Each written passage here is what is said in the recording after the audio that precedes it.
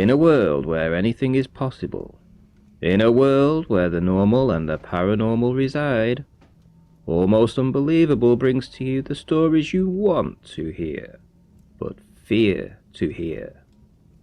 Join us in the pit. You've joined the Almost Unbelievable podcast with Ranty and Katz. I'm Katz. Are you there, Ranty? I am Katz. How are you doing today? I'm doing exceptionally well, my friend, and as always, I've got a little bit of a question for you. Can you tell me what a little bastard is? Well, I've had several encounters with little bastards in my time, but as for saying where they came from, I really couldn't tell you, Katz. You're going to have to tell me. Go ahead. Well, Little Bastard was a nickname given to James Dean's car, a Porsche. Are you familiar with the story surrounding James Dean's death? It's quite a spooky one, full of coincidence. I'm not actually, but are you telling me that it's a car and not a person? I certainly am. Yeah, Little Bastard doesn't refer to a person, so anyone at home, please don't be offended. Little Bastard is a nickname given to James Dean's Porsche, which he died in, and the story is quite fascinating. Shall we begin with the story? I'm all ears, Katz. So the story begins when James Dean buys his car and he shows it to his good friend, actor Alec Guinness from the Star Wars films. And Alec Guinness, upon taking a look at the car, said, if you're going to drive that, you better be careful because you'll be dead within a week. And within a week, obviously, Ranty, what do we think had happened? Well, saying it like that, I would assume that he's probably dead. Dead in a car crash, indeed. And the sad story doesn't stop there. George Barris was the name of the man who customised the car for James Dean. And after the crash, he was responsible for putting it onto the trailer and removing it and stripping it for parts. But unfortunately, he slipped off the trailer that the car was on, landing on a mechanic and shattering the leg of the mechanic. Quite the coincidence, wouldn't you say? Definitely. But it doesn't stop there. Because once he had stripped the car for the parts, he sold some of those parts to two gentlemen going by the name of Troy McHenry and William Eschrid. Both of these gentlemen placed some of those car parts into their own cars, and within just a matter of a few weeks, both had a car crash, one which unfortunately killed Troy McHenry, and the other one which put William Eschrid in a very serious state in hospital. Do we think that's the end of the coincidences? Well, I think at this point, we're getting to the realms of this is spooky. Go ahead. I think this sounds like there's more, Cats. There is. Another gentleman bought two of the tyres, and while he was driving the car, both of the tyres at exactly the same time burst, causing yet another car crash. Two thieves also tried to steal parts of the car while it was on display somewhere, and one of the thieves tore up all the muscles in his own arm, trying and failing to steal the steering wheel. If that wasn't enough, the car was then put on show by the California Highway Patrol in a garage, and the garage itself set on fire. Well, almost everything in the garage was destroyed apart from the car itself, which was then used as a display tool. And while the car was being used on display in a school, it fell off its display stand and crushed the hip of a child. Do you want to know how this story ends? Well, I hope they blew it up. The car was destroyed to prevent it doing any more damage to any other people. So legendary was the curse of that car. Do you believe in curses, Ranty? I think this is the point I'm trying to get to with this story. Do you believe objects can be cursed? Absolutely. Yeah, I think from the original podcast we did, podcast number 1, The Shadow Demon, I think I go into a little bit of a story there about what happened with the totem pole. So for me personally, having experienced something like that, I can attest personally to objects being possessed in some way. Well, I don't think I'm ready yet to admit that a car could perhaps be cursed. I really enjoy listening to these stories that have fantastic coincidences. Obviously, some of these are quite tragic. But today's guest may just try and convince us otherwise, because he's going to tell us a story about some cursed human bones. And Ranty, I'm going to pass back to you so you can introduce him. We are joined by Sven. How are you doing, Sven? Yeah, I'm doing fine. And you? Yeah, not doing too bad at all. Now, we spoke on Reddit, and you have a ghost story, is that right? Yeah, that's right. Okay, so in your own words, would you like to take it away? Would you like to tell us the story, what happened? Yeah, so back then, it's a very long time back, 14 years, 13 years. And I was working for a company that is We were renewing the water connection pipes and such things at whole villages and big buildings, small buildings. We did everything related to water and gas supplyment. And we had to change the water piping of a big church of our city. It was a pretty larger project of the ones I was taking part in, and because we had to remove very, very large parts of the floor of the whole church, because below the ground, without any ways to go in, there were big rooms where I'm not sure which one, but a bishop was buried there and high-ranked church officials, even though it's not a really big, well-known church around in Germany. It's a more or less little town here. So we had to remove the old pipings and install the new ones. It was a pretty creepy thing as they unearthed really these big rooms. You've been there to this church like 100 times and you've never seen anything like this. The anything that somehow told it was there was in a very old carving on the ground, like here Bishop Anno Domini 1500 or something. But you don't really think much of it as long as you're just staying there and reading it. 1500, that was a long time ago. Yeah, that's not all the time ago. The city and many of these buildings is dating back to 1100, but it burned down in 1500. So all the buildings, all the churches, whatever is standing there is from 1500, as a complete city got leveled down in a big fire. The normal population back then, they got buried on a large cemetery outside of the city, but everyone, a little bit, the higher people, the people with money, the politician, whatever, as long as they lived, they reserved like graves around the big churches, where we had many of them in our town. And they got buried on the church yard, while the high-ranked church officials got buried inside the church, like 1800 or something like this. There was the last burial on these fields, and then afterwards it just got leveled. So these graveyards were removed from around the churches, and it's only a green lawn now. But the thing is, it's very clayey, this ground. The archaeologists who showed up on the site taught me this. Clay, as long as a dead corpse is buried in a very clayey ground, it decomposes, but the skeleton won't. So the bones will take on a pretty dark color, but they won't dissolve. And so it was that as soon as we started digging outside with our big excavator, it was like 1 meter or so we had normal earth.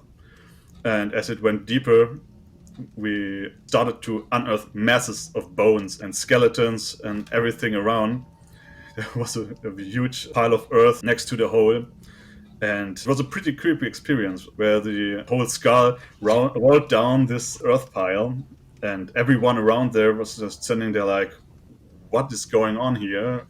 Can I just ask, at that moment in time, when you're digging up these bones and you see everything, are you feeling a little bit uneasy with everything? Are you starting to feel a little bit scared in any way, shape or form, or were you weren't concerned with it?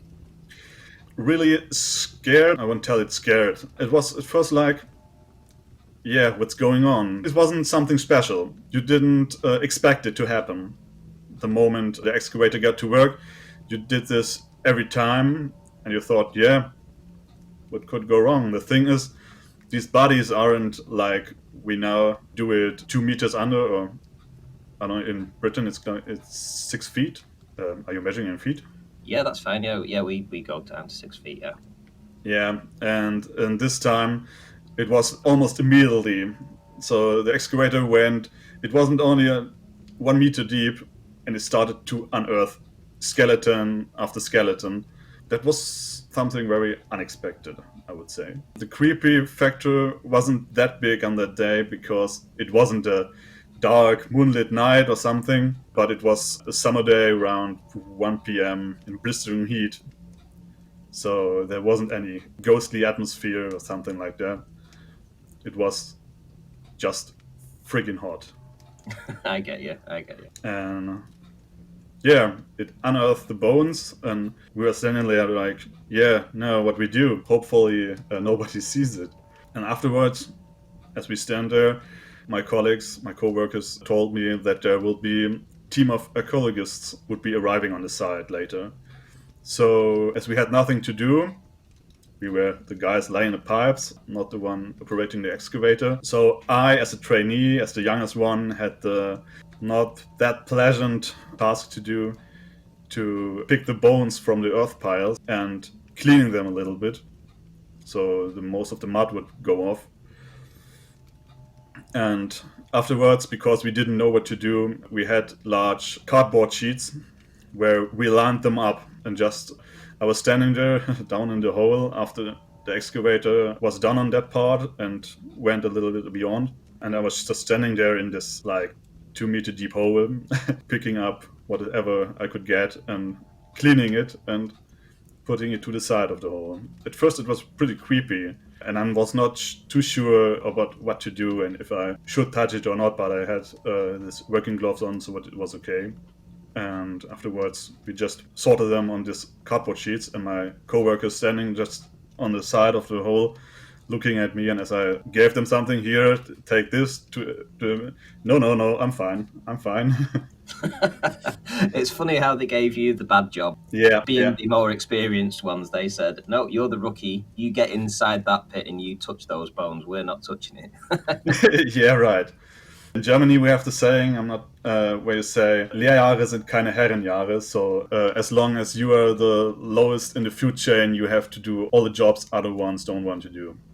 Yeah, it's the same here. It's definitely the same here. Yeah. You're the dog's body. That's what we would call it over here. So if you are the lowest of the low, you're the dog's body. You're the last one in, you're the first one out, and you're the last one in. You're also the one that does all the mucky stuff or dirty jobs that they don't want to do. Yeah. But one time I had to go in here, cut that pipe open, and they knew there would be water coming out, lots of water. And so I went in. I was pretty uneasy that day. I cut the pipe open. the whole pit flooded with water. Only like 10 seconds, and the whole pit collapsed. Sounds like they pranked you. And no, it's not. It had to be cut open, but it was really. I wasn't expecting it to blow up so violently in that case. There are many of these stories where you're just the underdog and you have to do something which won't end that pleasant for you. So you're in the pit. You've handed out these bones that have been found, and nobody really wants to touch them. You're a little bit uneasy at that moment in time. And what happened after that? Yeah, after that, the very moment where we unearthed the real skeletons and I was standing there, I felt watched. It was like somebody standing out there. I wasn't sure. I was looking around, but I didn't see anybody. But I had the very uneasy feeling that somebody else, except my colleagues, was watching me. I felt a little bit cold suddenly. At the moment, it was blistering heat, and it was very hot in this pit and everywhere else. But the moment I really entered this realm, I would say, I got cold from the inside a little bit. And it was like, I don't know, maybe I shouldn't be so disrespectful with the people lying here or whatever. It could backfire. This was my first thought. Maybe you shouldn't do any fun or something with this now. Just do your thing, do it as much as you like you would be treated, and don't try any funny stuff down there. I see. So no pranking with the bones. No Yeah. No, to be or not to be. Yeah, I know what you mean. Yeah, afterwards, this archaeologist showed up, and I was running around at the side. They were taking photos from the bones and told us afterwards, just throw them back in. We don't care. As somebody on Reddit pointed out, that isn't the normal behavior of such guys. They had to document it. They had to relay them where they came from. But it was cheap labor or money, I don't know. So these guys just didn't care. They went around, made photos, looked at it, and took off again.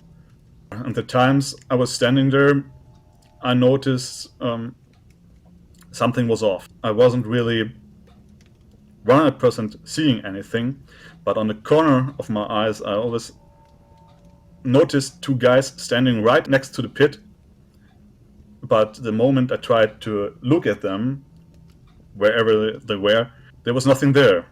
It was clearly visible when I turned my head around, because one of these figures wore a bright red dress, and you would really recognize that in front of this white, green, brown houses in the background.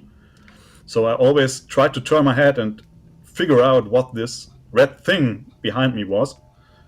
But as soon as I really looked at it, it was gone. So this very much fueled my impression of being watched by somebody. And that was the time where I really started to feel uneasy, as I thought to make out that there was a woman and a man standing next to the pit and really watching at me. Also, you could see them moving, and like they were talking to each other and gesticulating in the air. But as soon as I really tried to figure it out, tried to look at it, there was just nothing there. I was just able to see them through my eyes. As long as it was at the situation was going on, the clearer these things would be. The clearer I was, the more convinced I was that somebody was standing next to the pit, right next to the other workers, watching me and really watching my fingers. What is he doing in this pit with these bones? It's not really a cool feeling. I can imagine it was quite scary, actually. Yeah. The scary part is I've been visiting many dark places at this work. We had to do many jobs in very dark medieval cellars in the basement of where you normally can't go in, and this is where the really creepy stuff happens. But as long as it is in the blistering heat and you have all your colleagues around, it takes a little bit of this creepy feeling away, actually. It would be a completely other story if it was the darkest night and there was nobody else around. I would have run away. Yeah, I would have thought the same, to be fair. But didn't you say that you had an issue in the car as well on the way home or something? Yeah, right. This phenomenon, I don't really know. It went away after like half an hour, and after we were done, we're sitting back in the car, back to our yard, to our tool shop, and I noticed this phenomenon reappeared again, and it was in the back of the car. This was really creepy stuff, as I was sitting next to the driver, and all the time I looked around, I saw this bright red dress on the back seat on the left, and the other one in a much less bright color, but it was clearly visible as well in front of the dark car seats that there were two guys sitting behind us in the car. And well, I asked my colleague if he didn't see that, if he didn't see anything at all, but he was just asking back like, what did I see? I don't know what you're talking about. And the thing is, if you keep talking too much about subjects like this, yeah, I saw a ghost back there, you're just a crazy one. So I try to ignore it. So how long would you say that you saw the ghost in the back of the car? Did you have a length of time that you actually saw it for, or was it here one second, gone the next? It wasn't a very large journey back to our. We were driving across the city, and I had it all the time. It was the whole time, and afterwards, as I went back home, I didn't see him really anymore, but I still had this uneasy feeling, and so I tried to look up what to do, whatever. And most of the people say, try praying, try this or whatever. And so I did. I was just sitting there in my room and trying to make the best prayer I could imagine at that time. It wasn't somebody on the internet told me, like, go with this or call an exorcist or whatever. I just tried to figure it out with my own words, and finally it actually worked. So the uneasy feeling got away and I didn't see it again. So I guess it was a success then. So, did you see the ghost after you got out of the car, or was it just the uneasy feeling after that? I'm not 100% sure. It's like 13 years ago, yeah. It was 13 years ago, so I'm not too sure. But I think I saw them afterwards as well, but it wasn't that clear anymore. Can you just run us over again what the ghost actually looked like? Just describe in real detail what it looked like when you saw it. Well, it was just from the corner of my eye, but I can tell one was wearing more grayish green clothes, where they looked strangely out of time. And the other one, I think, if I recall correctly, had blonde hair and a very bright red dress. So, if you had to place those ghosts in a time zone, what time would you give them? Well, it's a pretty tricky question, actually. I'm not an expert in things like this. So, late medieval ages, I think. It wasn't the high medieval ages, but the late 1600. Okay. Did you see any faces on them? Actually, yes, but I wasn't really able to see it and get all the details of it. Do you think that they were aware that you were there? Actually, yes. Yes. They watched me the whole time. That's what I really saw. That these two guys were standing next to this construction pit with their heads clearly tilted in my direction. So I'm really aware of that they were directly watching me. It wasn't like, yeah, we are here, but what do we do? But it had to do with my work, I guess. And then nothing all the years that have passed since. No. I mean, I'm sensitive in these things, and I've had more than one such an encounter, but this thing ended on that day. So they didn't come back, I didn't see them anymore. So, right, okay. So, would you say that you're normally scared of things?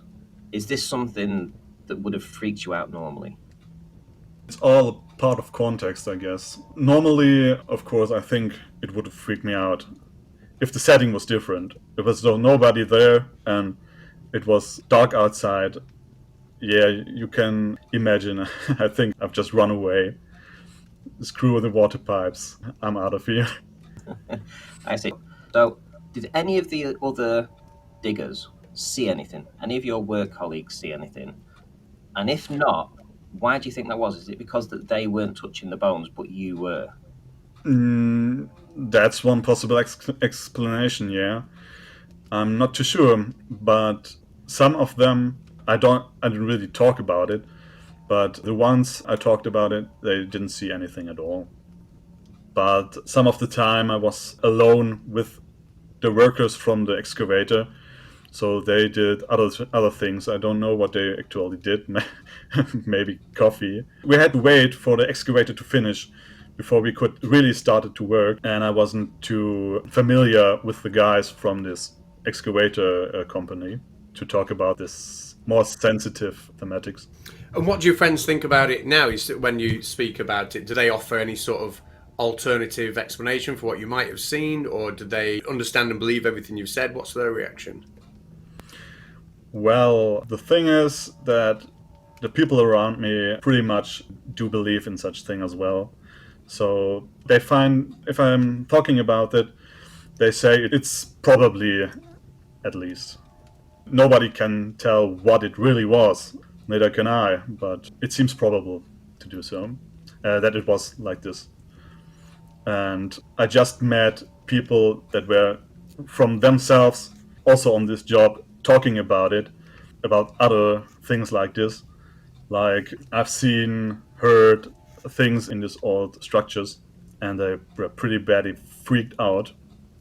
So I guess it is really plausible for it to be real.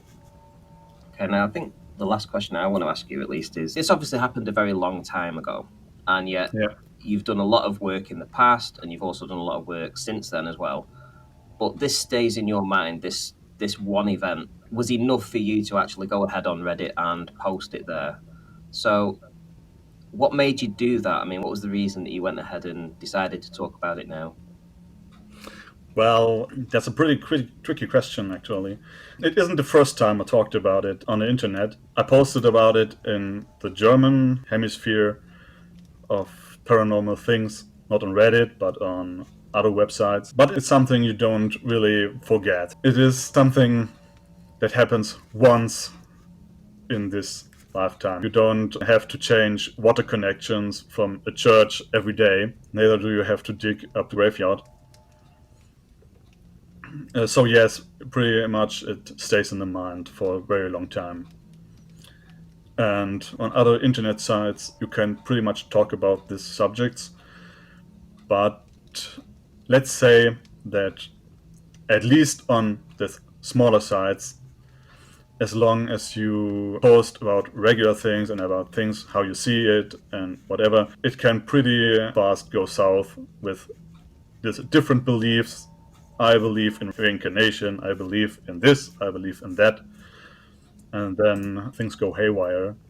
So I pretty much stopped talking about it at all on the net.